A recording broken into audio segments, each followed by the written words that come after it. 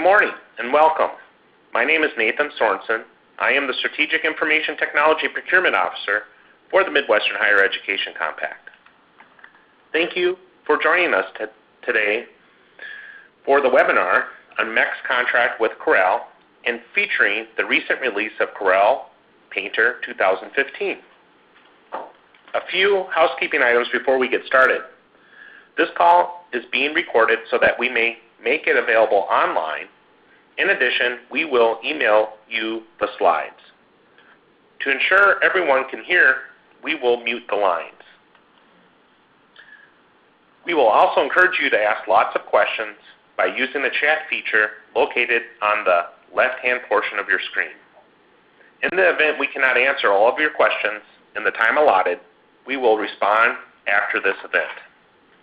Finally, at the conclusion of this webinar, you will receive a brief survey. Please be sure to give us your feedback so that we can continue to improve our webinar series.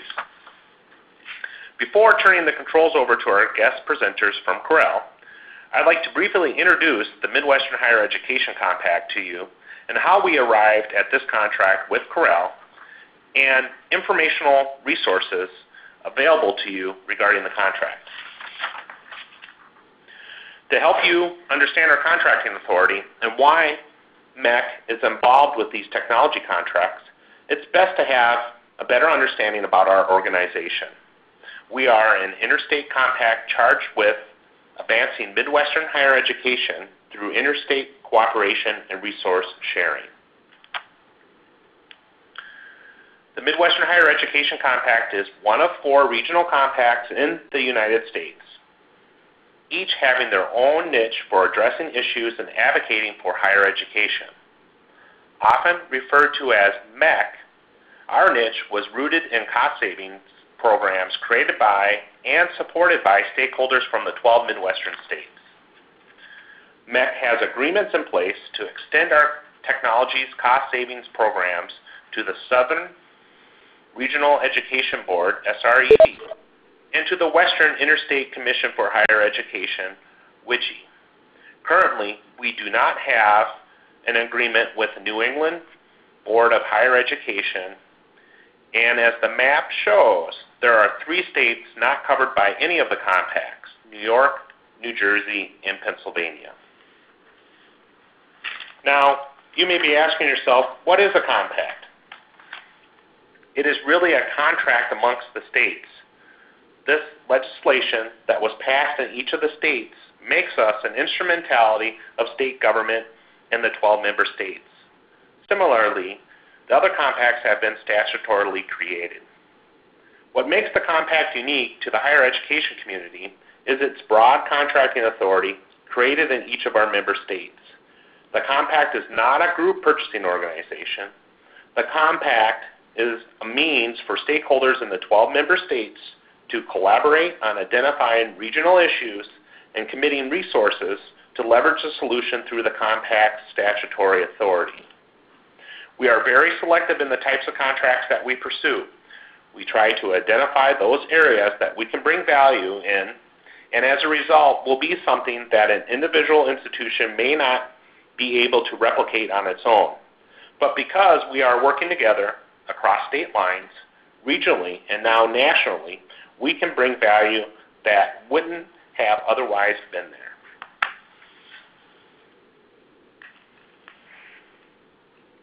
During an annual meeting of Midwestern Higher Education CIOs, technical experts, and IT procurement professionals, in February of 2013, many institutions expressed the need to look for creative software alternatives and licensing options to meet the needs of faculty, students, and staff. A work group of regional representatives was formed, and in July 2013, MHEC announced a request for proposals for creative software for design, print, media, and web. The RFP selection committee evaluated 4 responses and chose 2 finalists for oral presentations and product demonstrations. Ultimately, the committee's competitively sourced RFP resulted in the selection of Corel in December of 2013 as the solution for creative software.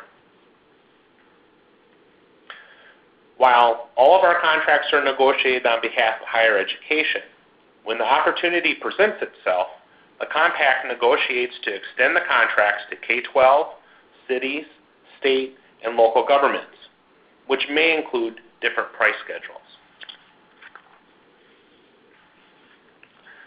How do you learn more about our contracts, and specifically Corel? Our MHEC website features a couple of easy ways you may access our contracts. When accessing the site mhtech.org, you may find a contract by selecting from the toolbar at the top by category, such as computer, hardware, software, or printers.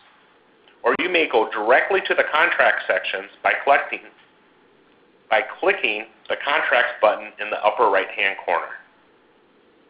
It's also important to note that we publish recent news about contracts, RFPs, as well as upcoming regional and national events.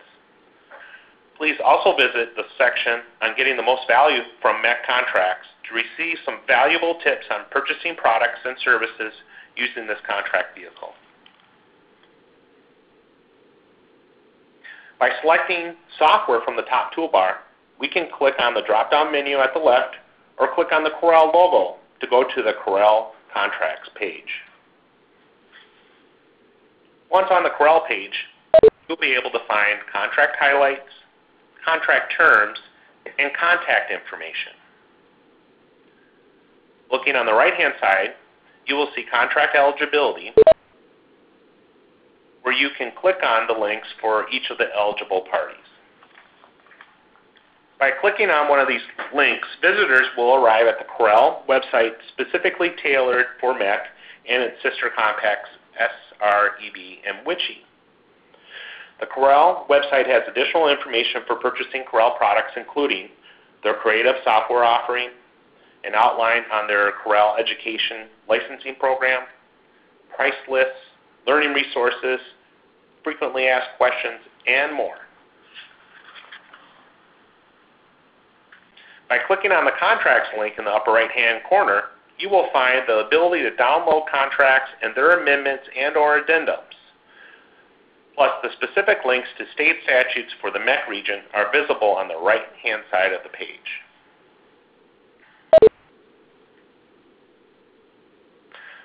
Also, please don't hesitate to contact our staff. You will see my contact information as well as our legal counsel should you have any questions for Rob.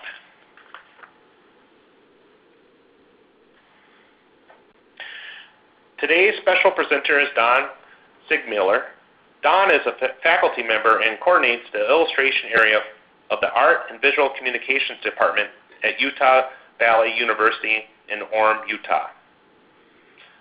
But before we get to Don, I'd like to turn it over to Brian Hanlon and Chris Pierce for a few words from the Corel Corporation.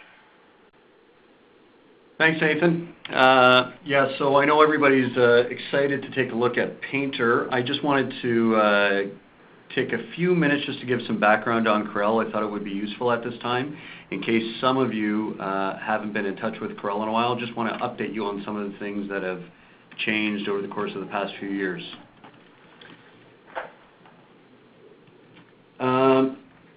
So, as you know, over the course of the past little while, Corel's really been acquiring companies in the digital media, graphics, productivity, and PC utility spaces. Very healthy company, 500 employees, worldwide locations, and really our strength and who we're going to continue to acquire is graphics, digital media companies, and that's where we see growth in the future. Painter is a very important part of our portfolio, specifically for academic, where we see a very large percentage of our users for Painter. Keep going. So just to give you a quick product snapshot of our portfolio, so over the course of really the last 10 years, some of the companies that Corel has acquired and are currently under the Corel umbrella, but sometimes maintain individual branding. You already know Corel Draw, Painter, WordPerfect, WinZip, but we've also acquired such products as PaintShop Pro, Video Studio, Creator, Roxio Toast, Pinnacle Studio, and on and on.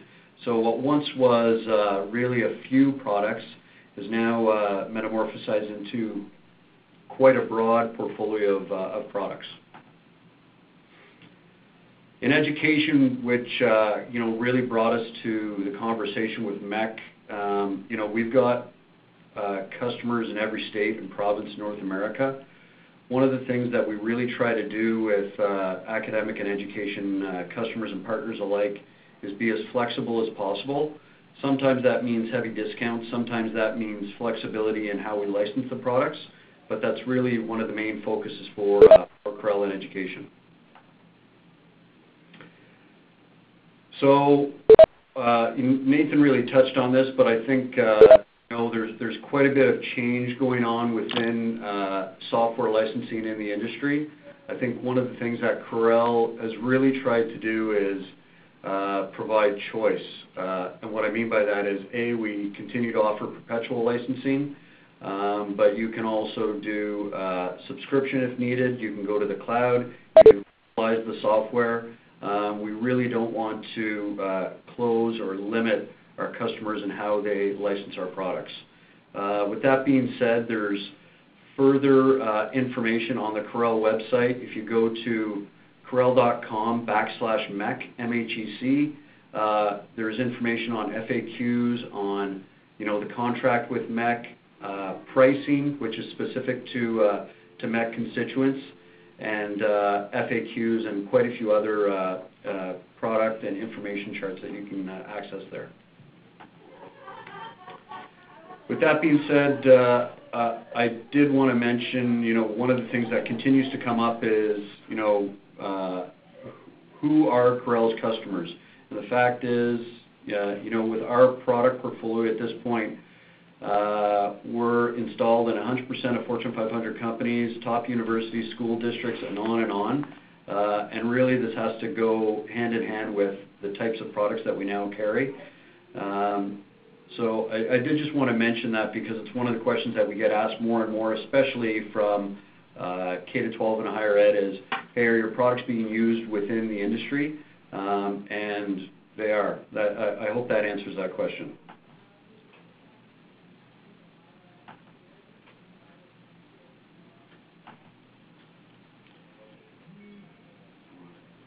With that being said, I'm going to turn it over to Chris at this time. Hope we have the Painter slides ready to go. And it'll just be one sec. Here we go. So I'm going to turn it over to Chris, let him take it on. If there are any additional questions regarding Corel, the contract pricing, or anything like that, please feel free to get in touch with me afterwards, and I'll be happy to help. Perfect. Thanks, Brian. And thanks, everybody, for joining today. So as they have mentioned, as Brian and Nathan mentioned, my name is Chris Pierce. I am the product manager for Corel's digital arts product lineup. A little background on myself. I've been with the company now for over 4 years and just recently brought on to the digital arts team. So this is, of course, a very exciting time for Corel and for our digital arts products, in particular Painter, as we have just recently released the latest version of Painter, which is Painter 2015. But more importantly, what is Painter? So just in case everybody here is not as familiar with Painter as I am, of course, I'd like to just briefly do an introduction. So what is Painter and why is it relevant in the education market? So why it's relevant in the education market, I'm actually going to let our featured presenter, Don Seegmiller, discuss that and give you a great overview. But what is Painter? Well, Painter is the global leader in digital art software. It's offering the most realistic and natural media painting tools in the painting market. And this is important to note the natural media aspect of it. It truly is and will continue to be the leader in that natural media look and feel. So this is great for artists coming from the traditional side over onto the digital arts world. It's really a smooth transition. Painter is continuing to lead the charge as the industry standard. We've been recognized with thousands of awards from the likes of PC World, Mac World, Professional Photographer, and truly the list goes on. We're available on both Mac and PC, and recently onto the Android platform now as well. The top markets for Painter include, of course, education, so both at the college and university levels, but also the film industry, so Hollywood designs, concepts for Star Wars and Avatar, and illustrations for the likes of iconic figures like Superman and Spider-Man. We're also big in the gaming industry, photography, and just overall art and design. And a common question that comes up is, how do we ensure that the features and enhancements in Painter are current with industry standards? Well, what we do is we work very closely with a team of Painter masters who are comprised of professional artists. These artists are very influential in their respective fields, and we really meet with them. We meet with them on a weekly basis to discuss what are the requirements. We take their feedback and really bring that or try to bring that into the product as much as possible. So reasons why artists choose Painter. So I'll give you just 3 reasons. First reason is the photo paint. This is a very popular feature with both the pros and amateur users. It's a very simple function within Painter, but it has immediate results. So with just a few clicks, a photo can actually come into a finished piece of painted art. So that's one of our very popular features. Also the cloning function within Painter. This is a huge time saver. So in the industry, when deadlines can be very, very tight, the cloning feature allows for quick enhancement and quick completion of final pieces. And of course, the natural media brushes. And this is where Painter really stands out in front of the crowd, is within, of course, the natural media side. So we have over 300 brush selections within Painter.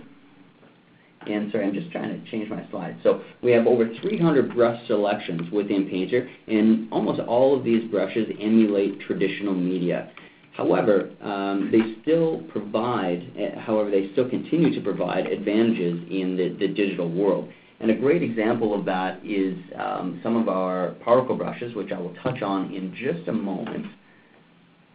But some of the additional brushes that we have, or brush categories, I should say, we have pencils, chalks, oils, acrylic, impastos, blenders, and they're all natural media. So this is something from our artists, in particular coming from the traditional world, really enjoy. So again, I mentioned that smooth transition. This is part of that. Now, I talked on particle brushes. Now, particle brushes are new to Painter 2015. These are really exciting brushes. These are unique in Painter. We have, of course, patented technology with this. And what the particle brushes are is a physics-inspired brush category. So their particle movement, they have a real ecosystem of their own. And again, I mentioned that these are native into Painter. What this does is not only allows us to proceed with our natural media, but this also allows us to reach out into other areas. So this gives painters sort of the broad spectrum. So any artist using it, any aspiring artist can take advantage of what we have in here.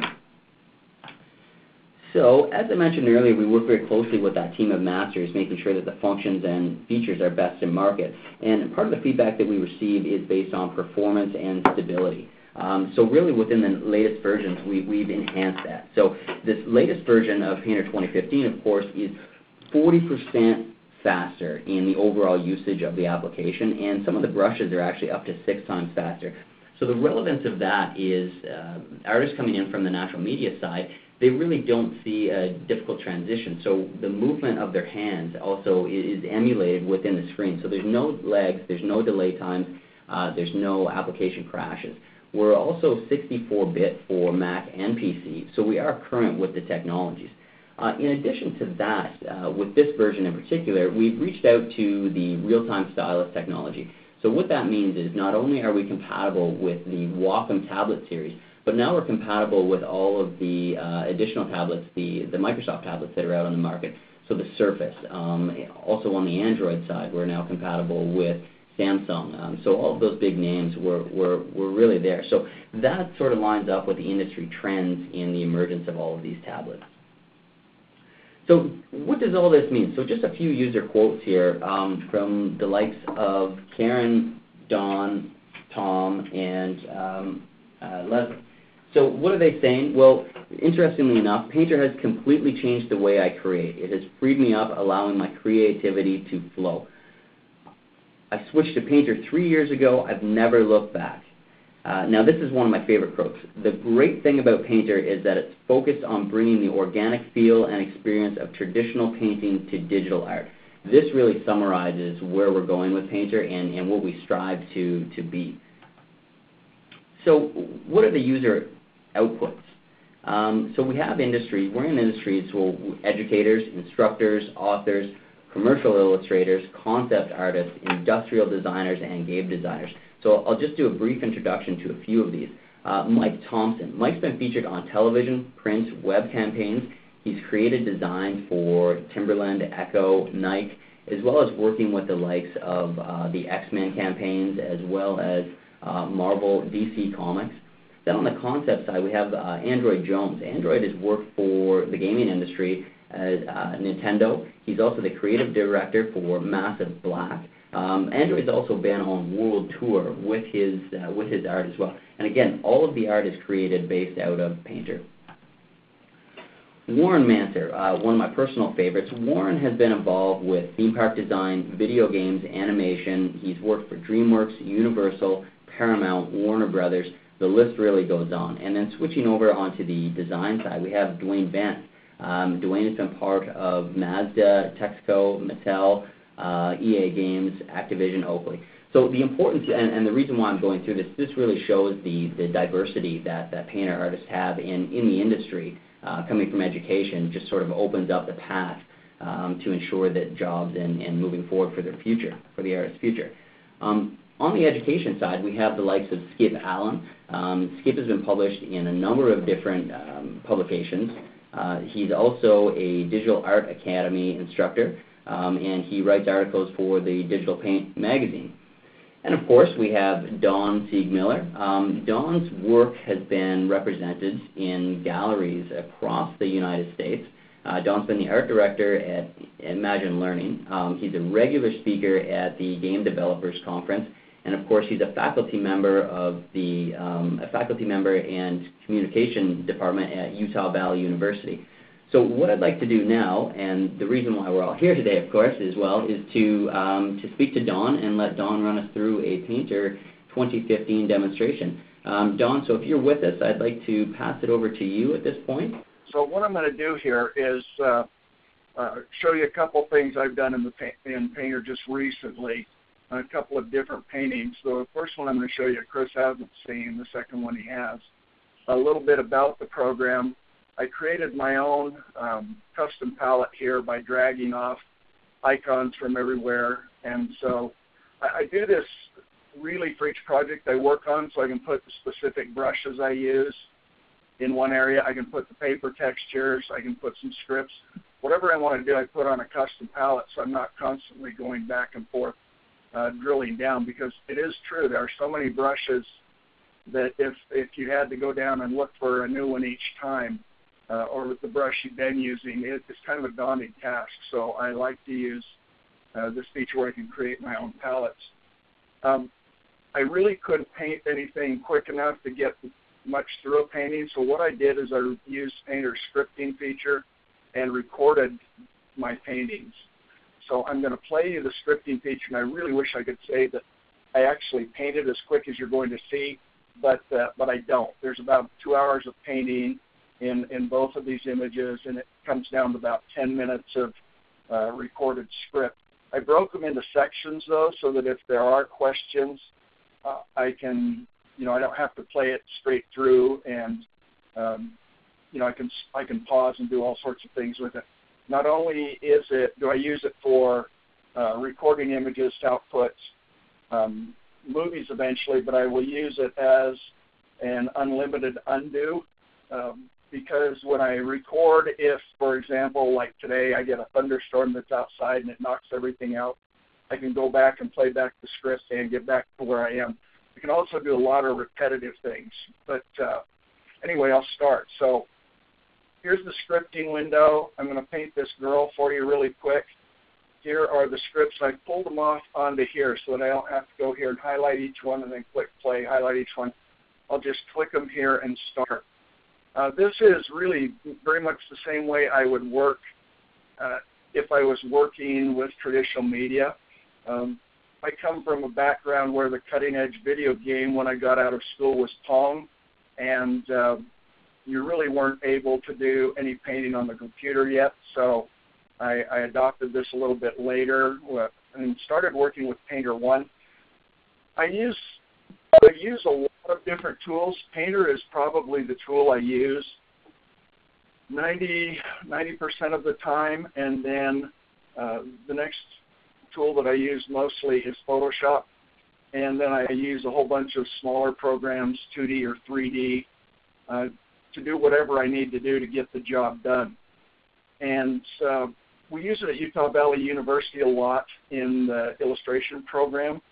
I feel it's that the students I have in illustration, more and more, of course, they're having to go digital to compete, mostly because everybody else is, and it makes delivering things really quick. So there's the end of the first script. Essentially what I did, when I painted this, I had a piece of reference on my second screen, and what I was trying to do in this first chunk was just get in the basic shapes, basic values of the image. I started on a blue background because I actually hate painting on white, and it's really rough at this point. I try to keep everything very fluid, and this is how I teach it. You know, you keep your work fluid and opening so that you don't fall in love with any particular point, because once you fall in love with something you've done, it's really hard to go back and correct. Basically, what I'll just be doing is refining this. So this is the second script. And I'll try to be staying true to the original so that I don't, what I established originally works. I'm using only one brush at this time. There are, hundreds of brushes.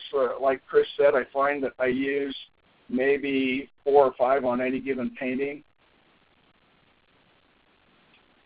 Here I'm going to start making it look a little bit more like an oil painting. I'm using a clumpy, broad oil brush that blends around the paint and adds color, but also picks up the surrounding color. This is very much the way I work with traditional oil paints. The same directions I put the strokes. Everything about it to me is very similar to what I would do traditionally. And as such, we also emphasize in our program that you need to learn to paint traditionally before almost you paint digitally, because if you don't know how to create an image, you'll often just try to do things by chance and error, and sometimes you'll get a good result, sometimes you won't. We teach both Photoshop and Painter in our program. Photoshop is kind of what almost everybody teaches because it is, the largest digital photo retouching, and you can paint with the program. Most of the really best artists that I know do use a combination of both. Painter is called Painter for a reason. Photoshop's called Photoshop for a reason, and they complement each other very nicely. So in our digital painting classes, we teach a bit of both. Some of us will teach Photoshop, and I in particular teach Painter when I'm in charge of painting one of those classes. Okay, so the third script, about this time I started noticing lots of problems. I got her nose too short, her mouth's too high, her chin's too steep. Pretty typical. So I will just continue to finish things, or I'll continue to refine things as I go. Move her chin down a little bit. You can see how the strokes very much are very open. They're very smeary. They're very much like the way you would work with traditional paint. The color blending is very similar also. I like the look and feel, and I try to teach the students that you go with the largest brush as possible, and you keep things as fluid and open as possible, because then it's easy to go in and make changes, make adjustments, fix mistakes. Most of the time, like about this time, it looks pretty ugly, and I tell them, don't worry, the ugly stage, we all have it. And if you'll keep looking at your image closely, what you're working from, and keep reevaluating what you're doing, that you will eventually get things hopefully a little more correct. It's always a challenge. The students constantly are asking me, does it get any easier? And it gets easier in such that I know what direction I need to take and the things I need to do. But if I don't pay attention to what I'm doing, then it's just as hard as if I hadn't, if I was just a brand new painter. So as you can see, this brush in particular, I'm able to push and smear and move things around easily. Again, this is just one of the, just a brush I particularly decided to use on this painting. And one thing that I find with the digital that I really like, and we try to teach it this way, is there is no one particular right or wrong method for doing anything. The digital programs available, in particular Painter with some of its digital watercolor brushes and things, you're not limited anymore to what you would be with traditional. It's very easy to mix oil and watercolor in a digital painting, and a whole lot more difficult in a traditional painting. And so when I do a demo like this, I never say that this is the only way to do it. This just happens to be the way that I do it on this particular painting. I find that the digital world has improved my traditional paintings in that I will take chances when I do things digitally that I wouldn't dream of doing traditionally because of the amount of time it would take to fix. One feature that I don't use a lot of, though, when teaching is undo.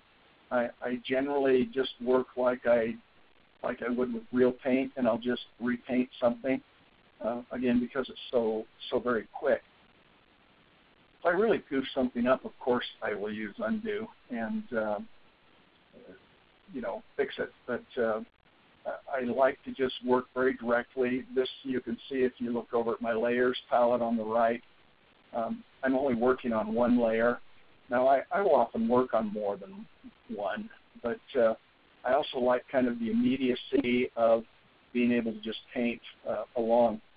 So at this point, for this particular image, it's 1200 high, 1600 pixels wide, so it's not a very big image.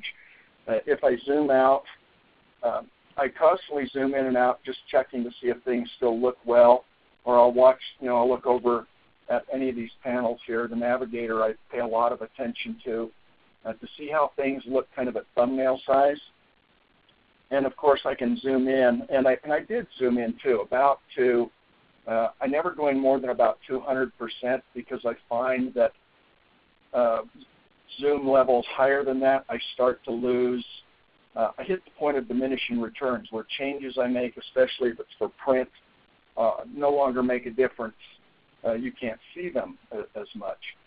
So here's what I would, if I was going to just stop, I'd be okay to stop with this as the finished digital painting, but I did a couple more scripts here to add some surface texture and to use a couple of the brushes that are new in Painter just to add some more. So these are particle brushes that are dancing all over it. And I couldn't, of course, do this with traditional work. And I don't know, I think I probably overdid the little squigglies a little too much playing around with her hair, some of the extra strokes on her shoulder.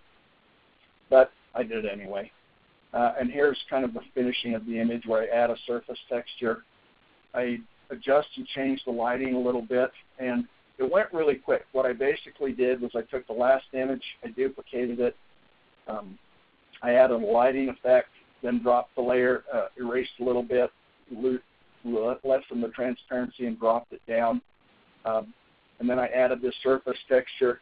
And the surface texture feature is really nice. I'll bring it up here in real time so you can see it. Supply surface texture here. Now, it's asking me what I want to use. I'm using the paper. Now, this is doubling up on what I'd already done, so it will look way too much. But I don't like shine for the most part, but I do like some. And I find that I can use any paper texture that I want. So you can see now it's kind of got a canvas screen. This used to open up in a really little dialog box that I found rather obnoxious because it just wasn't working with the way I work. I've got a whole bunch of my own canvas paper textures that I made, and I will use them.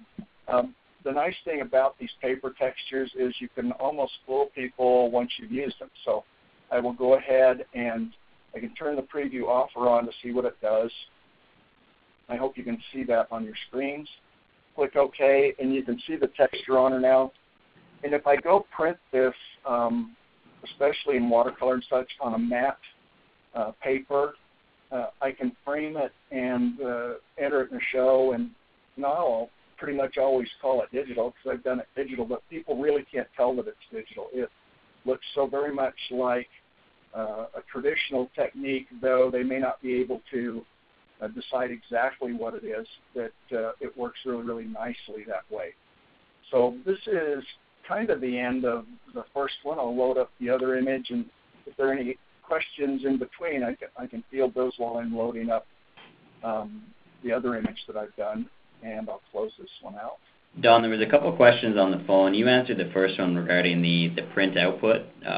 So what you're saying is that it prints out, depending on the texture that you use, you can print it and sort of emulate whichever style of canvas you want it to have. So thank you for answering that. But then the second question was just regarding the type of tablet that you're using while you work. Excuse me, I'm getting a drink. I'm not used to talking so much. Even in class, like demo, not have to talk so much. Right now I'm using a Wacom Into a Spore tablet. I do have a Cintiq, and I do have a companion that runs Windows. And I do actually, there's an off-brand line that I tried out. It's called Monoprice. And I bought one of their tablets as kind of my travel tablet. It's not as the pressure sensitivity on it's only 1024, which is a bit older Wacom tablet pressure sensitivity. But for years I used one that had 1024 pressure, and I was fine with it. But the reason I bought it as my travel one is it's a 6x8 tablet, and it was $49. And the only thing I have to do is take the Wacom drivers off when I use it. But it's a nice tablet, and it's Monoprice. Most of my tools are Wacom tools. I got into a habit of using those years ago, and I've just kind of never gotten away from them. Right. So then it sounds like, though, that some of the entry-level tablets work quite well with Painter as well. Oh, they work fine. Like I say, this $49 tablet, if I'm traveling around, it's the one I take because it's comparable, to a $369 Wacom tablet, and I really can do the same kind of work, and I don't find there's any problem doing that. There are some kind of Cintiq type tablets coming out of China at this time, and I've tried a couple of those, and they work fine. They're $700 instead of $2,500, and the ones I've tried, they work just fine. I can't tell you much about them because I don't have one and I don't remember much, but I do remember trying them. So I'll close her and open next one I'm going to do. And this is a sketch from my sketchbook. And a lot of my sketchbook drawings are kind of weird, so there's really no rhyme or reason for this. I paint a lot. I like to draw on the computer, but I'm really hooked to pencil and paper. And so I draw in meetings, I draw all over the place, and this is just one of the doodles I came out with. I tend to like organic things a lot more, so I do people and faces and animals and that kind of thing. I'm not a real big hardware kind of guy. So I'm going to paint this guy real quick. Again, he's broken down into a series of these little scripts that eventually I'm going to output these all as little movies, so they go nonstop from start to finish. Because this guy was scanned in and he's on a white background, first thing I do is pause this. That's the nice thing about scripts, so I can pause it and come right back. I'm using a digital watercolor brush and to get rid of the zoom in here, to get rid of the white background because I just can't paint on white very well. But you can see the edges of this watercolor brush, and I've got it set so I've got some color variability coming in, but it picks up the texture of the paper and it actually bleeds into the texture of paper, which is really, really nice. I could change the paper on the fly if I wanted, so I could use multiple textures. And if it makes sense to do, I will do that. Otherwise, I'll just go with the one that I've got. So I'll keep playing it. Whoops. I had the wrong one. Let me go back. Sorry about that. And I just killed it. So take it away, Chris, while I restart. Okay, yeah, no problem. And I mean, that's, sometimes when issues can come up. So while that's reloading, Don, a question from Jamie came in on the phone. How do first-time students react to Painter? The first-time students, and this is a really interesting thing, is I opened the wrong painter. Sorry, I'll have to get back. But to answer your question, a few years ago I learned a real interesting and important lesson about teaching Painter, because the initial reaction is always, oh my gosh, there's so many features, what am I going to do? There's just so much to look at that I don't know what to do. And I was in a digital painting class, and I had a Korean student, and English was his second language, and to top everything off, he was deaf, and so he would come with some sign language people that would help him. They would be signing to him while I was demoing on the screen, and I really didn't think there was any way that he was going to be able to pass the class. I would have to spend an hour or so after class every time with him trying to explain what I was doing. The sign language was a problem because a lot of the terms they would have to spell out to him. It was very difficult. And I kind of actively tried to get him out of the class because I didn't think there was a chance he was going to pass. But then that didn't work out so well, and so the first assignment was due, and I'd gone through all of these features in Painter and how to use them and that kind of thing. And everybody brought in their assignments, and I generally require a print output of a digital file so that they get used to the things that you have to do when you are outputting for print. So there's the end of the first script. I'll pause for a minute. End of the first script. And back to this student, they all hung their images up, and I was really kind of shocked because his was the best image in the whole group. This was the second step. I played the second script. Basically what I did is I copied the whole image, repasted it on itself, changed it to multiply, and lowered the opacity so that I could get more saturated, deeper, and richer colors. Now I'll finish the story before I talk about this again.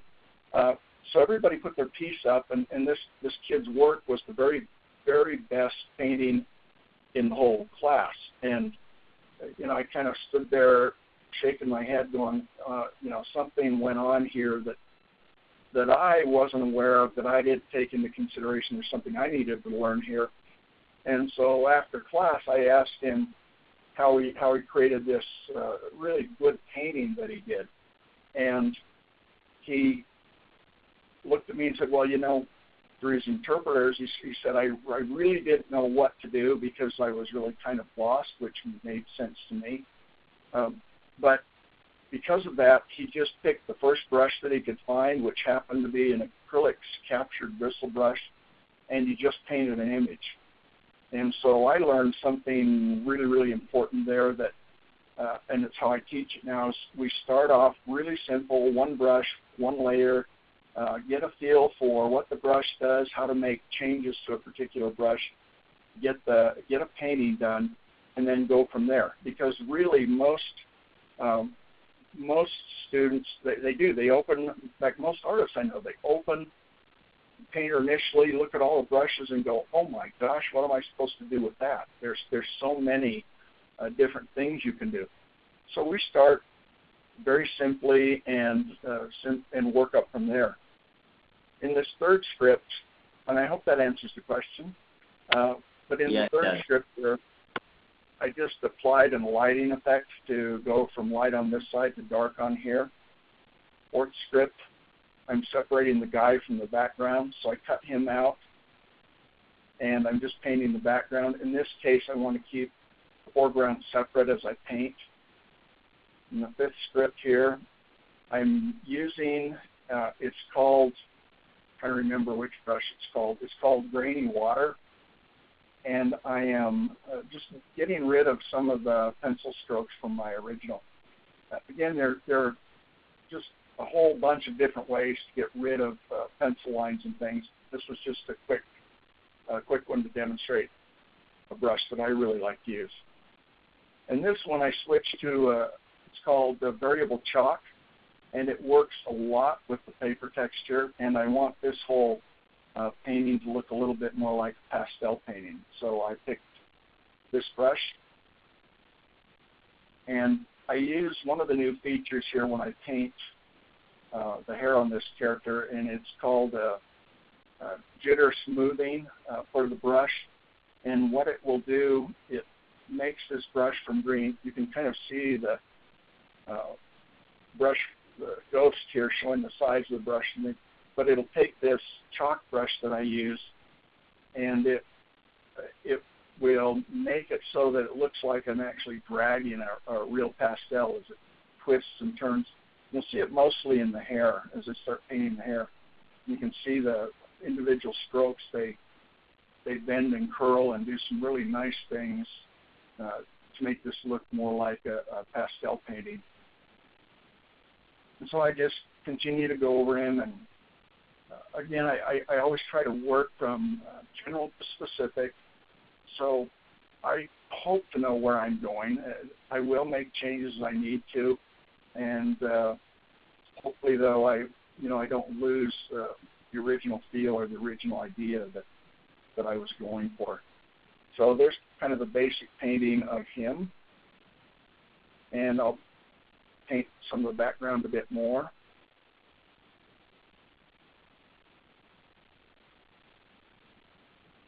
So it looks a little bit more like pastel. You can see it, how it picks up and interacts with the brush or the paper texture. Again, I can change that on the fly, or I can make this paper texture larger or smaller if I want to. But for what I'm doing right now, it's fine. And then I'm going to adjust the value here on the image by painting on the background that this is a digital watercolor brush, again, like I used in the initial block-in, just to add a little more rich. And I'm going for kind of a complementary color scheme here, so an orange-blue. And so it'll help make the hair a lot more orange-red, and it will keep the background, nice, cool color.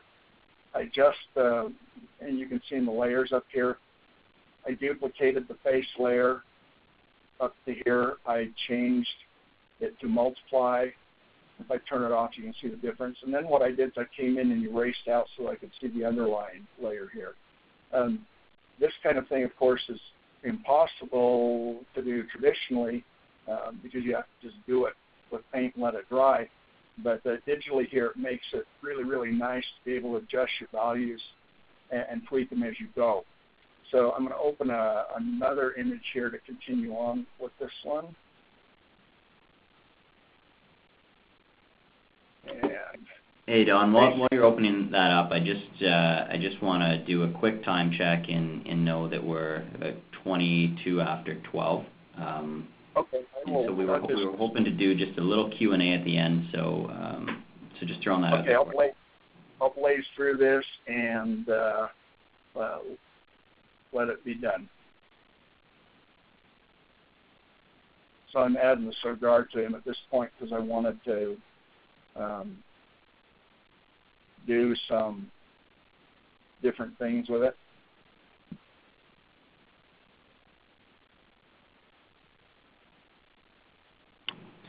So while you're creating that, Don, a question that I have, and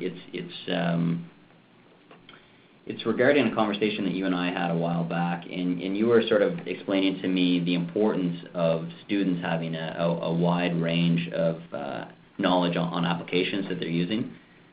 Yes. Would you mind elaborating on that a little bit for us? Well, again, when we find that students go out and having, I was an art director in the video game industry for a number of years, and I've just found that generally speaking, the students that would come in not only with strong work, but knowing more tools made them more valuable to me.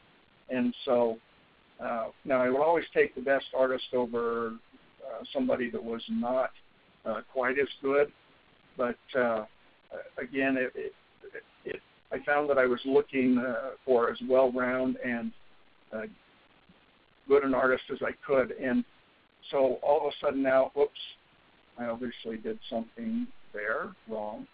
So let me stop that. So what I do is definitely, well,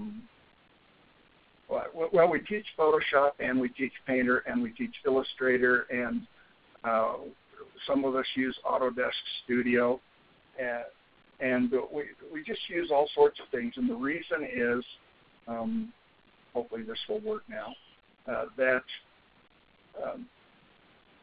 I did it again, I'm sorry, that it really is my belief and based on my experience that if a student goes out and they know a lot of different ways to do something, they're more than likely to be able to impress somebody to do, to get the job. If you draw better than the next guy and you can do it in a number of ways, you will get the job. And so that's what we try to do it where I teach, is give the students a number of tools to use. It is important, frankly, that they learn how to use Photoshop, but it's also just as important, in my opinion, that if they're going into concept design or illustration, that they need to learn to use Painter. Because really there is a reason Painter is called Painter, and there is a reason Photoshop is called Photoshop. And I use them both, and I love them both. But when I want to do something that looks like an illustration, Painter is the choice that I use. And it is simply because it allows me the greatest flexibility in creating something that looks fairly traditional. So here is, now I'll just apply a surface texture again, because something happened with my script there and I kind of missed it. Here's the final piece. I'll drop it together, and then effects, apply surface texture. Too shiny for me, so I'll kick the shine down. Kick your amount down to about 20% or so you can see it, preview it on and off, and then click OK, and it's got my surface texture on, and there's my pastel painting. So definitely don't place Photoshop, but the students will have more value as they go out into the industry, being able to use a wide variety of programs. And Painter seems to be, for me and the best artists that I know, really the tool they use to create things, and Photoshop's used for other kind of tasks. So I hope that wasn't too boring, and any questions are fine. Yeah, no, that was fantastic, Don. So thank you very much for taking time out of your obviously busy schedule to join us here today. And the conference has been unmuted. And by the way, your art pieces are phenomenal. So I guess at this point we would like to open it up for any questions on the phone or in the chat line. It sounds like the phone line's been unmuted. Okay, should I leave it on my screen, or should I just... No, you're okay there, Don. I think now we can see, we just have a blank screen up, but that's okay. So let's throw it out on the phone line first, and then we'll circle back to chat. Any questions on the phone for Don or anybody else here, actually?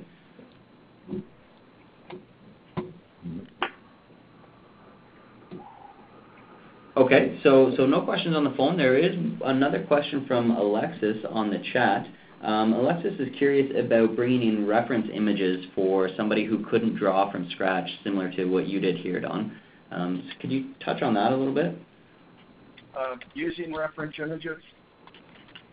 I'm sorry, what was the question? So the functionality of using, to summarize it, I think the functionality of using a reference image for somebody who may not be able to come in quite from scratch as you did here. Let me do this real quick. And so, let me maximize it.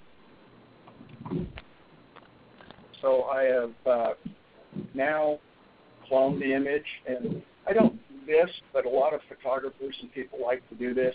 And I've actually taught other photographers how to do this to make wedding pictures really sing. So I can turn the image. There's the first image. And now if I can get back to the clone image, minimize that. Here's my clone image.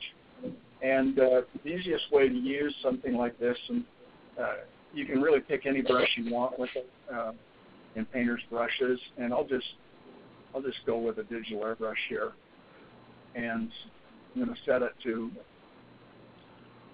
So now it's probably a little harder to see because I don't have the clone image hidden. But it is an easy way to use a reference image real quick. You can see in my navigator it's really soft. And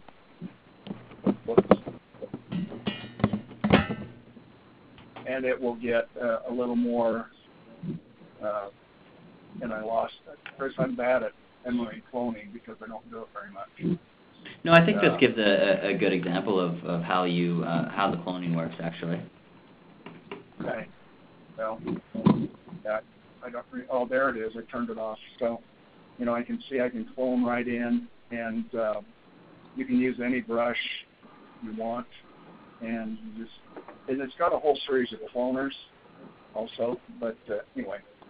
Okay, great. So there are a number. So our time, we're right at the 12:30 mark, but there are a number of different questions coming in. I'd like to ask just one more quick question, Don, and from Mark on chat. How do you prep your paintings for printing? I found that mostly I don't assign a color profile to it because depending on the use of it, people will assign their own profile or do something like that. So I do use good monitors. I use some Dell monitors that are color calibrated at the factory to show 100% or very close to the RGB, Adobe RGB color space. That's the color space I use. I will take the image back in Photoshop just to see how it looks there back and forth because Photoshop will be what most people will be using to get it ready for print. I generally, when I create an image, I will simply in here make sure that my resolution is set to 300 dots per inch. I find that I can go as low as 200 effectively, but 300 is kind of the standard. And then I'll just create an image that way, and it will be ready to just go to print when I put it out from here. I do just go back and forth between Painter and Photoshop a couple times to make sure my colors are behaving right.